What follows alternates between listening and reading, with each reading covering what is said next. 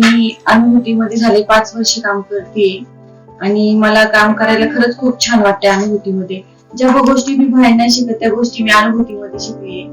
आणि आता आम्ही क्वारंटाईनच्या टाइमामध्ये आम्ही आता सगळेजण घरी काम करत आहोत मास्क आणि गाऊनचं.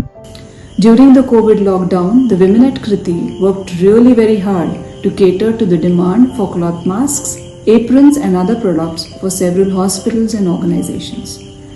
It was very challenging to deliver the products on timely basis as the availability of raw material and transportation has been the biggest hurdle.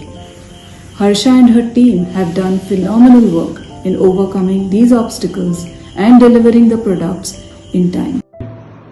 We have been working with Anubhuti for the past 2 years and this is the 3rd year of our relationship. And it's been a pleasure working with Anubhuti, especially in these tough times. Anubhuti has not only tried to help its own employees but also risen up to the challenge of creating masks for the communities and distributed over 20,000 masks. We have also worked towards creating scrubs for medical practitioners, for doctors.